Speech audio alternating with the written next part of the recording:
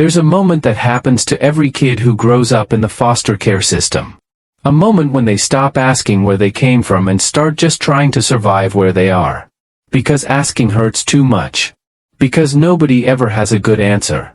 Because the adults around you have learned to speak in careful, pitying tones that say everything without actually saying anything. And eventually, you stop waiting for the truth and you start building yourself a life out of whatever scraps are left over. That's what Mara had done. For 18 years, she had survived on scraps. Scraps of kindness from the occasional good foster parent. Scraps of warmth from a librarian who remembered her name. Scraps of hope she kept folded up so small they couldn't get damaged.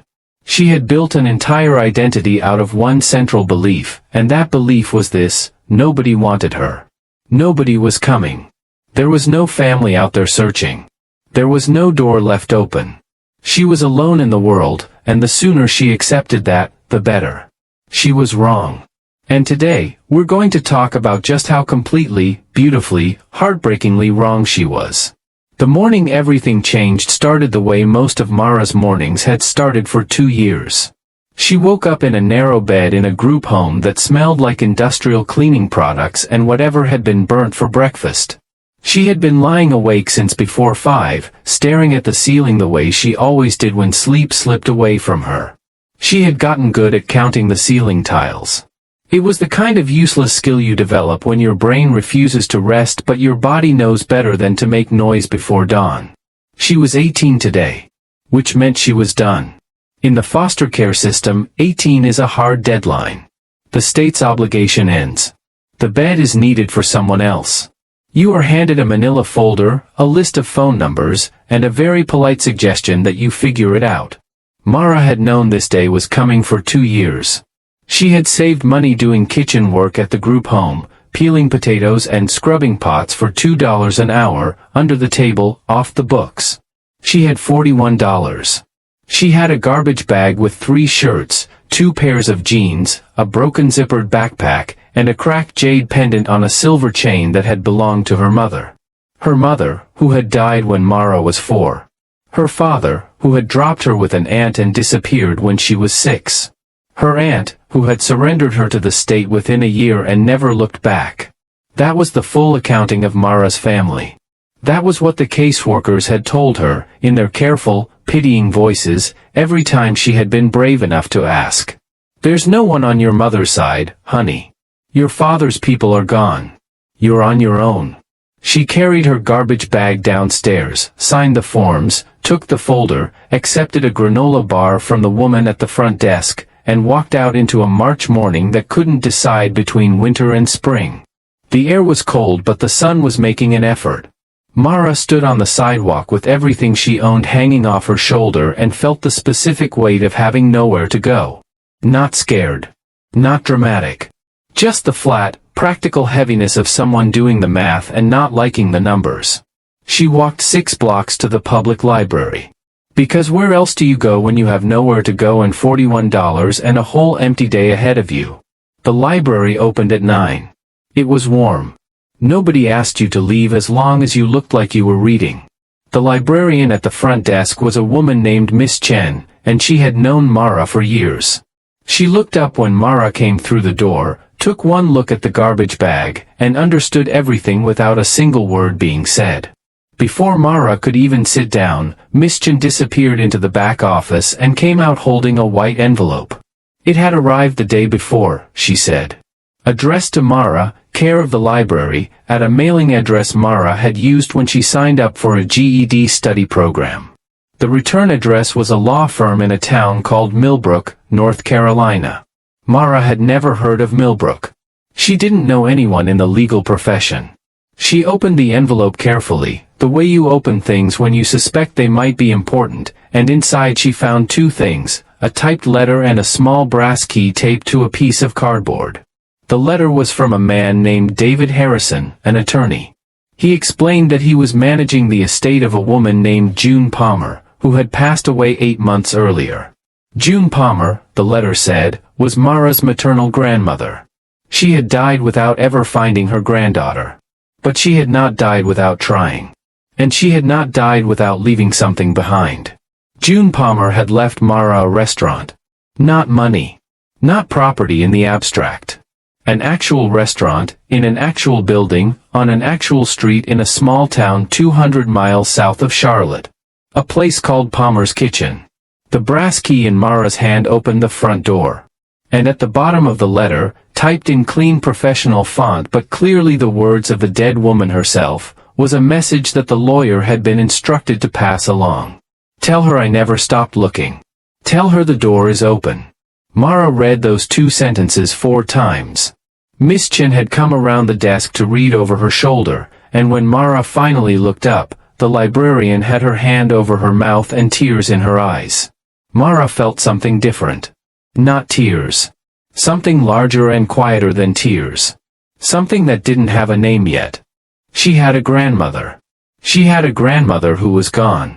She had a grandmother who had spent years trying to find her and had failed and had built something anyway, and left it waiting like a gift on a doorstep, like a light left on in a window, like a letter written to someone you're not sure will ever come but you write it anyway because what else do you do with love that has nowhere else to go? Miss Chin drove her to the bus station and bought her a ticket. Mara tried to object. Miss Chin pressed the ticket into her hand and told her to go find out what was waiting. The bus pulled into Millbrook just after 2 in the afternoon. The stop wasn't even a station. It was a bench and a sign on the shoulder of the main road. Mara climbed off with her garbage bag and stood blinking in the afternoon sunlight, taking stock of the town around her. 1 Main Street. Brick storefronts, some occupied and some not. A hardware store. A diner with a hand-painted sign. A post office. A white steeple at the far end. Pickup trucks angled against the curb. Quiet in the way that small towns are quiet, like the silence is intentional, like the town voted on it years ago and everyone agreed. A woman coming out of the post office pointed her in the right direction. 2 blocks down, take a left, you can't miss it. Mara found it on the corner of Sycamore and Main. A single-story brick building with a wide front window and a painted sign above the door that read, in faded green letters, Palmer's Kitchen. The building was old but not ruined. The brickwork was clean. The window glass was intact. Someone had swept the front step recently. Someone had been coming here, keeping this place alive. Mara stood on the sidewalk and looked at the building for a long time. This place had existed for her entire life without her knowing. A restaurant that had been cooking and serving and feeding people while she moved through 7 foster homes and counted ceiling tiles and told herself there was nobody out there who cared. It had been here. June had been here. Running this kitchen, keeping these lights on, waiting. She pulled the key from her pocket. It was warm from being held against her body during the bus ride. She climbed the single front step, fitted the key into the lock, and turned it. The mechanism resisted for a moment, stiff from disuse, and then gave way with a heavy, satisfying click. She pushed the door open. The smell hit her before her eyes adjusted. Not dust. Not the sour emptiness you expect from a building that's been closed for years. Something warm and present and impossible to explain. Lemon oil and old wood, and underneath it all, the ghost of cooking spices. Cumin and garlic and something sweet she couldn't name. It smelled like someone had been here recently. Like someone had just stepped out. She walked in. The dining room was small but complete. Maybe 10 tables, each covered with a white tablecloth protected by clear plastic. Mismatched wooden chairs pushed neatly into place. A long counter with 6 stools running along the left wall, with a pass-through window into the kitchen. Everything was clean. And that was the thing that stopped Mara cold, because this place had supposedly been closed for 3 years, and there were no cobwebs. No dust. The floor had been mopped. The windows had been washed. Someone had been maintaining this place every week, keeping it from falling into the slow decay that takes over abandoned buildings. Someone had believed it was worth preserving. But it wasn't the cleanliness that stopped her. It was the walls. Every wall was covered in photographs. Dozens and dozens of frames, hung so close together they almost touched. And in almost every single photograph, the same face looked back at her. A young woman with dark hair and a wide smile and Mara's exact jawline. Mara's exact eyes. Her mother. A woman who had died when Mara was 4 and who existed for her only as a vague warmth, a half-memory of being held, the smell of something cooking. Here she was. Everywhere. Laughing in a kitchen with flour on her nose. Standing in front of this very building on what must have been its opening day, a banner behind her reading grand opening. Holding a baby wrapped in a yellow blanket. Mara recognized the blanket from a photograph she had seen once, years ago, in a caseworker's file. That baby was her. She grabbed the edge of the counter to steady herself. Her mother was everywhere in this room. June had turned this restaurant into a living memorial, a place where her daughter would never be forgotten, where anyone who walked through the door would know who this woman was and that she had been deeply, completely, unquestionably loved. Mara walked along the wall slowly, studying each image. Her mother as a teenager, sitting on a porch railing with a guitar. Her mother in a graduation gown. Her mother stirring something in a massive pot, looking over her shoulder at the camera with a grin. Her mother holding baby Mara on her hip, both of them squinting into summer sun. She reached the end of the counter where the photograph stopped and a clean stretch of wall began. There, pinned to a small corkboard, was a single handwritten note on yellow paper. This wall is for Mara's pictures when she comes home. An empty wall. Reserved for her. Waiting for photographs that didn't exist yet. Of a life she hadn't lived yet. In a place she didn't even know was hers. On the counter beside the register sat a sealed cream-colored envelope. Across the front, in careful cursive handwriting, someone had written, "For Mara, when she comes home." Inside was a folded letter, several pages long, written in the same careful hand. And tucked behind the letter, a photograph she had never seen. A woman in her 60s, silver-haired and thin-faced, standing in the doorway of this restaurant with her arms spread wide open. On the back, in pencil, June Palmer. Waiting. Mara sat down on one of the counter stools and read the letter. It began simply. "My dearest Mara. If you are reading this, then you found your way here just like I always believed you would. I want you to know something before you read another word. You were wanted. You were loved. Every single day of your life, even the days you didn't know I existed, I was thinking about you." June wrote about Mara's mother. About the little girl who used to stand on a step stool in the kitchen and stir whatever was on the stove, whether it needed stirring or not. About the teenager who burned every batch of cookies she attempted until one afternoon something clicked and she suddenly cooked with the confidence of someone twice her age. She described her daughter's food as a language. A way of saying things with a pot of soup that she couldn't say with words. Then June wrote about the accident. About getting the phone call from Mara's father, the day after it happened, telling her that neither her daughter nor her granddaughter had survived. She had believed him. She had grieved for them both. She had buried her daughter and wept for the grandchild she never got to hold. But something, June wrote, never sat right with her. There was no death certificate for Mara in the county records. No grave beside her mother's. When she called back to ask questions, the phone number was disconnected. And that's when she started wondering. That's when she started looking. The letter explained what June did next. She hired a private investigator. She wrote letters to Child Protective Services in multiple counties. She drove to Charlotte and sat in government waiting rooms.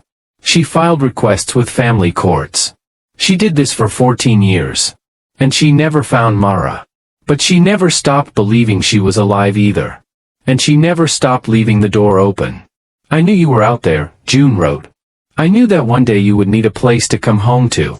So I built one." The letter explained the restaurant.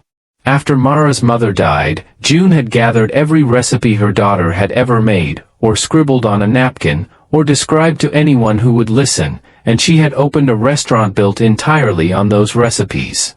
Every dish on the menu was something her daughter had created. The cornbread. The pot roast. The peach cobbler that people drove 30 miles to eat. All of them belonged to a woman who was gone, kept alive in every bowl and every plate. The letter closed with a single line. "I'm sorry I ran out of time. But the door is open. It will always be open. Come home." A knock at the front door. Through the glass, Mara could see an old man standing on the step. Late 70s, white hair, a face that looked like it had been carved over a long and deliberate life. Canvas jacket, heavy boots, the unhurried posture of someone who had been places and done things and wasn't in a rush anymore. His eyes, when Mara opened the door, went straight to her face with an expression she couldn't read. "You look like her," he said. His voice was rough. Not unkind. Just worn, the way voices get when they belong to people who don't talk more than necessary. "You look just like your mother." His name was Harold. He owned the hardware store next door, or had, before he retired. He had been keeping an eye on this building for 3 years. Unlocking it once a week, running the water so the pipes wouldn't seize, mopping the floors, checking the locks. June had left money in an account to cover utilities and maintenance, and Harold had been the one managing it. Mara invited him in. He sat down at the counter like a man sitting down in his own kitchen. She asked him why he had done it. Why he had spent 3 years maintaining a closed restaurant for a woman who was gone. "Because I promised her," he said simply. "And because this place matters." When June closed these doors, it felt like someone had turned the lights off on the whole street. He looked toward the kitchen. She made food that made people feel like they belonged somewhere.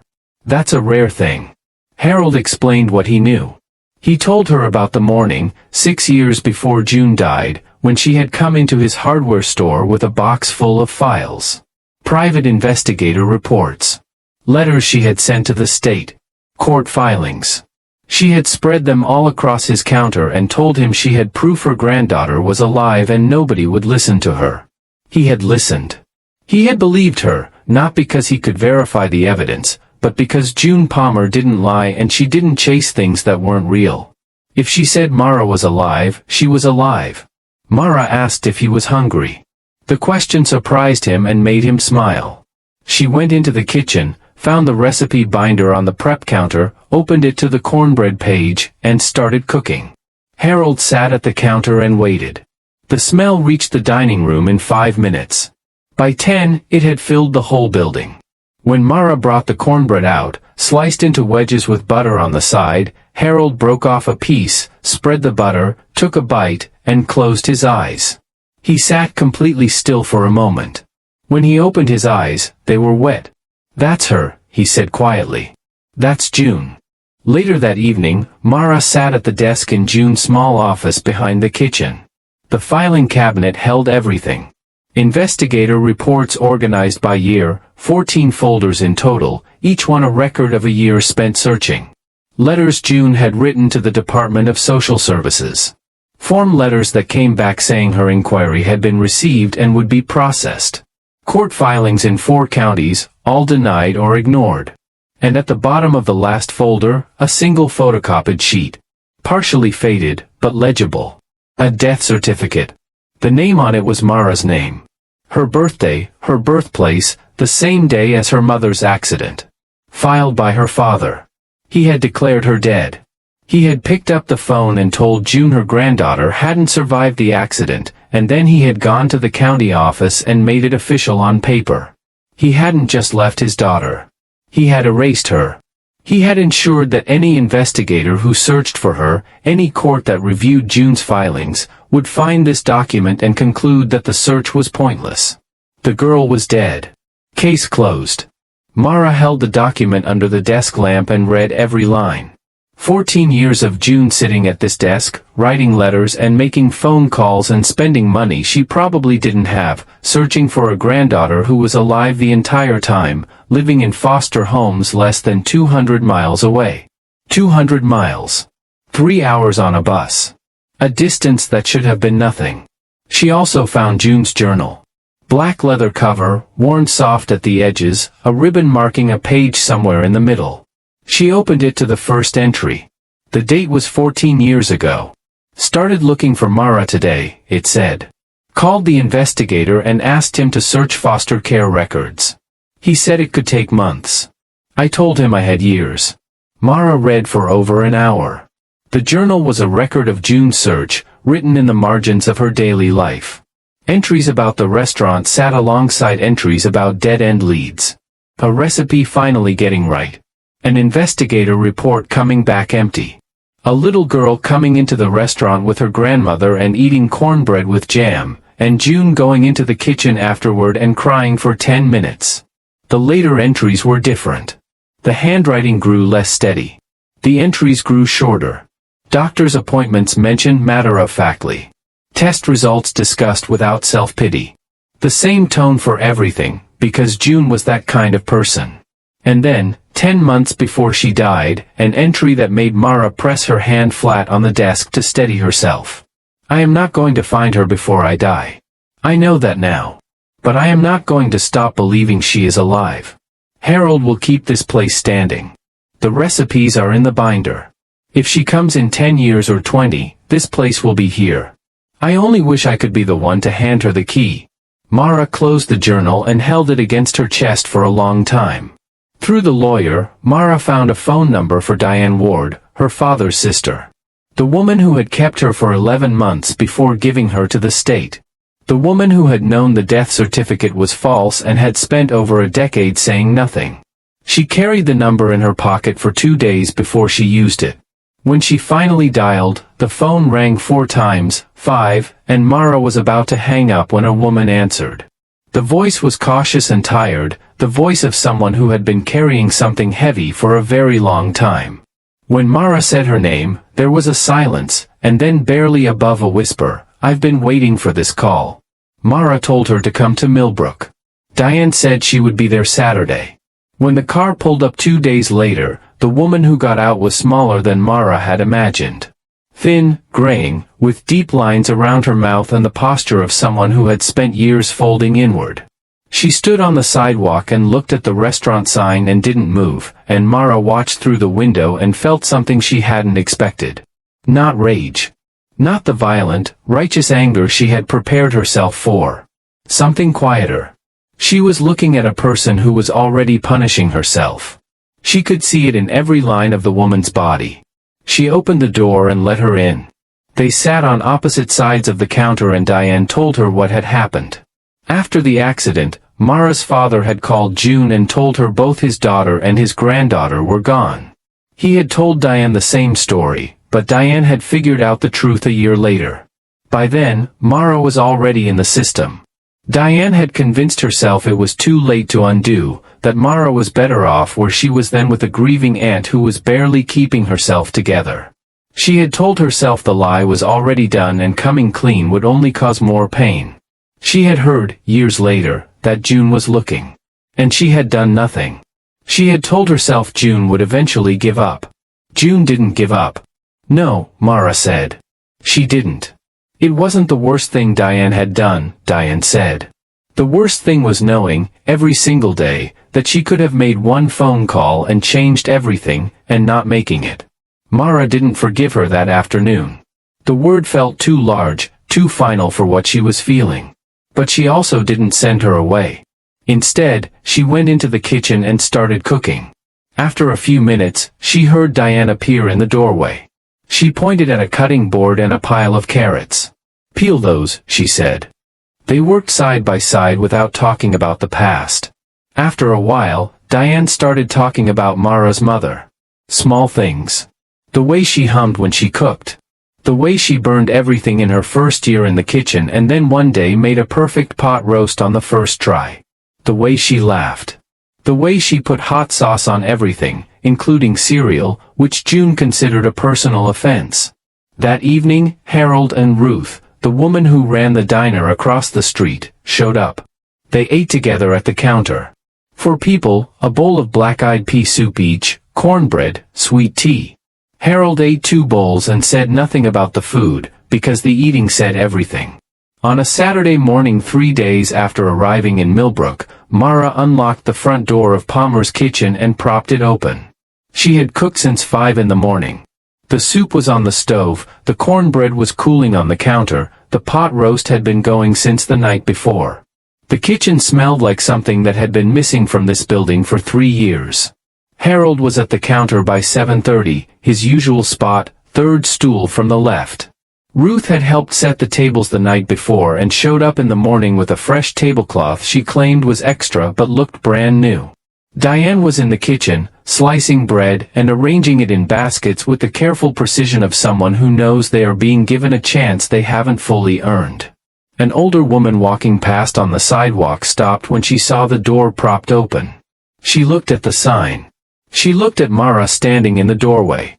She grabbed her husband's arm. She said, "Frank, June's kitchen is opening again." And then she told Mara she'd be back with their daughter. By noon, 14 people sat at the tables. Some of them Mara had met during the past week. Others were strangers.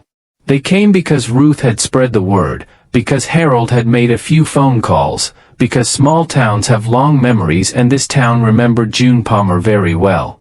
An older man at one of the tables ate his pot roast in silence, then put down his fork and said to nobody in particular, "That's Lily's recipe. I'd know it anywhere." The woman beside him put her hand on his arm. Around 1 o'clock, a girl appeared in the doorway. Maybe 16, thin, wearing a jacket too light for the weather. She stood just inside the entrance and looked around with the careful, assessing eyes of someone who has learned to check whether a place is safe before committing to it. Mara recognized that look. She had worn it herself in every new foster home, in every new classroom, in every new kitchen where she was being evaluated. She knew exactly what it meant. She came around the counter. "You hungry?" The girl nodded. "Sit anywhere you want." The girl chose the stool at the far end, closest to the door. Mara brought her soup and cornbread and sweet tea and went back to the kitchen without hovering, without asking questions, without making a production of the kindness. She knew what you need first is food, and what you need second is to be left alone to eat it. When the bowl was empty, Mara refilled it without being asked. When the girl finished the second bowl, Mara sat down beside her. She learned the girl's name was Jessie. She was 16, staying with a cousin who wasn't around much. Mara looked at this child with her careful eyes and her thin jacket and her elbows on the counter, and she saw what June must have seen when she looked at all those blurry photographs of Mara in the foster care system. A kid who needed someone to leave a door open. "I'm going to need help around here," Mara said. "Washing dishes, sweeping floors. I can't pay much yet, but you'd get fed." Jessie's eyes went wide. "You serious?" "Very," Mara said. "Come by Monday after school." Jessie left with a container of soup and half a loaf of cornbread wrapped in foil. 3 months later, Palmer's kitchen was open 5 days a week. The menu was small, 8 items, all from Lily's recipes, and it changed only when Mara felt confident enough to add something new. The black-eyed pea soup was the most popular. The cornbread was the most talked about. The peach cobbler, which Mara had gotten right on the 6th attempt, was the thing people drove from neighboring towns to eat. Harold came every morning at 7:30. Same spot, third stool from the left. He read the newspaper and drank his coffee and didn't talk unless he had something worth saying. Some mornings they sat in complete silence for an hour, and those were good mornings too, the comfortable silence of people who have stopped needing to perform for each other. Ruth sent customers across the street when her diner was full. She never asked for anything in return. Once a month, she and Mara cooked together after closing, working through Lily's recipes, trading techniques, arguing about how much garlic was too much garlic. The answer, they both agreed, was that there was no such thing. Diane came on Saturdays. She drove down from Raleigh every week, worked the lunch shift clearing tables and washing dishes, and did whatever Mara needed without being asked twice. They didn't discuss the past. They didn't discuss forgiveness. They talked about the food, the weather, the regulars. And sometimes Diane offered up a small piece of Mara's mother. A detail that made a person real who had only ever existed as a photograph. What her laugh sounded like. How she used to sing off-key in the car. The exact way she tilted her head when she was thinking hard about something. Mara filed these things away carefully. She didn't call Diane family. But she didn't close the door either. Jessie came every weekday after school. She washed dishes and swept floors and ate dinner at the counter before going home. She was quiet in the way Mara had been quiet, and she worked without needing to be managed. One afternoon Mara found her in the office, reading June's journal. Jessie looked up, startled, bracing herself to be in trouble. "It's okay," Mara told her. She would have wanted people to read it. One evening in early summer, after the last customer had gone and the kitchen was clean and the restaurant was quiet, Mara sat down at June's desk and pulled out a sheet of paper. She picked up a pen and wrote a letter. Dear June. My name is Mara. I'm your granddaughter. I'm sorry it took me so long to get here. The door was open just like you said. The recipes are in the binder. The photographs are on the wall. Harold is at the counter every morning. The town remembers you. I remember you too, even though we never met. You left yourself in every corner of this place. In every recipe and every photograph and every letter you wrote trying to find me. You looked for me for 14 years. I'm here now. I came home. She folded the letter and placed it in the filing cabinet, in the drawer beside June's journal, next to the 14 years of investigator reports and unanswered court filings. One more piece of paper in a drawer full of them. But this one was different. This one was an answer. Before she turned off the office light, she looked at the empty wall, the one June had reserved for her pictures. It wasn't empty anymore. Harold had taken a photograph of Mara on opening day, standing behind the counter with a dish towel over her shoulder and flour on her hands. It hung in the center of the wall, the first image in a space that had been waiting for 18 years.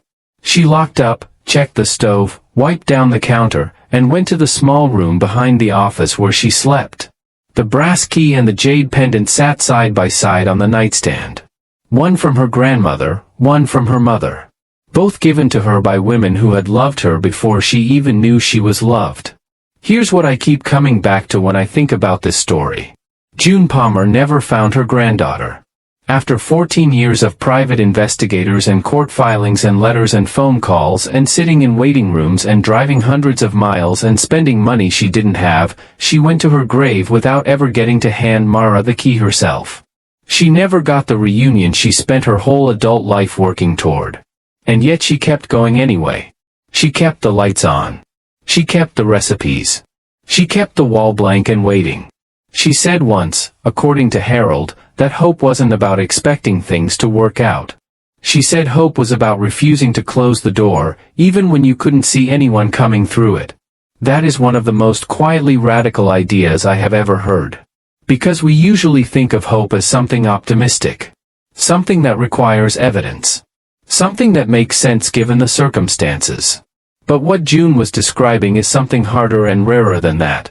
It's the hope you practice when the evidence is against you. When 14 years of searching has come up empty. When you're running out of time and postage. When everyone around you has told you to stop. You keep the door open not because you're sure someone's coming, but because closing it would mean accepting a version of the world you refuse to accept.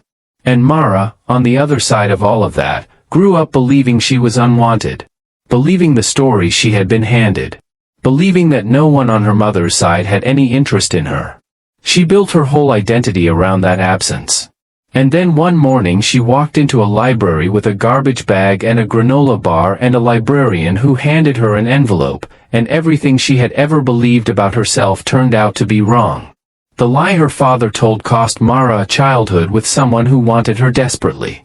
It cost June 14 years and ultimately her life without the reunion she was working toward. But the lie couldn't kill the love. June put that love into the walls of a restaurant, into a binder full of recipes, into an empty wall with a note that said this space is for her pictures when she comes home. And when Mara finally walked through that door, all of it was still there. Waiting. If there's anything in this story worth carrying with you, I think it's this. The people who love us sometimes leave traces we don't know how to read. In the food they made, in the spaces they kept open, in the letters they wrote to versions of us they hoped would someday exist. And sometimes the most important thing we can do is to keep looking. Keep the door unlocked. Keep the light on. Even when you can't see anyone coming. Because sometimes, they are. Thank you so much for watching. If this story stayed with you, share it with someone who might need to hear it. And I'll see you in the next one.